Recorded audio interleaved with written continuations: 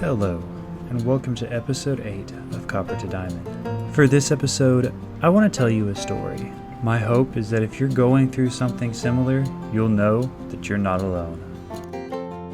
Now this story starts like any other in Rainbow Six Siege. After a very long-awaited queue time, Joda gets into a game and begins playing.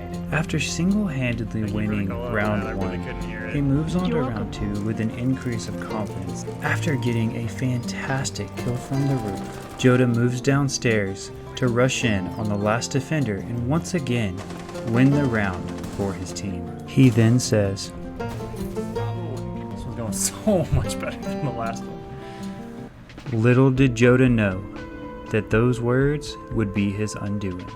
Now at first everything seemed fine for Joda. His gameplay was still strong and he was still getting kills.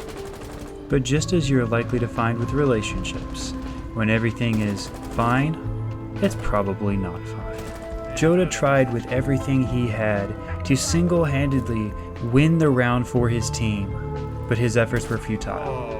It was at this point that Joda thought, well, it's just one round. I believe that we can bring it back. But from this point on, the round and the match would continue to spiral out of control. The second indication of this happening was when Joda's first teammate left. This meant that the round was now a 4v5 and even harder for the team to win.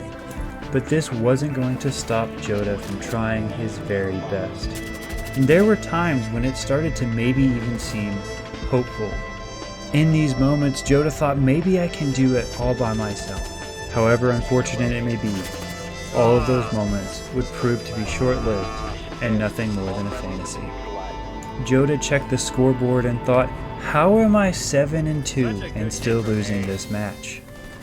In times like this, Joda always tried his best to hold on to hope.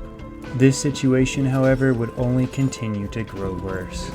As Joda's second teammate left the round, he quickly realized what a hopeless situation that he had unfortunately fallen into. As he grew increasingly more frustrated, his only solace was that his Capcan mines would occasionally get an extra kill for him.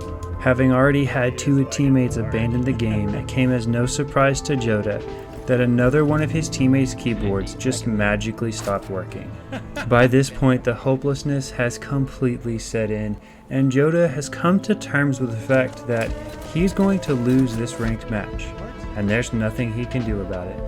But the icing on the cake is that if you watch this final round of the match, Joda dies very quickly, but what his teammate does is infinitely worse.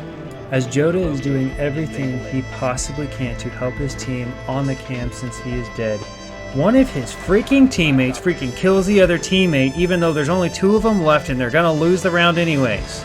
And that, ladies and gentlemen, is the most tragic round that you've ever seen in Rainbow Six Siege.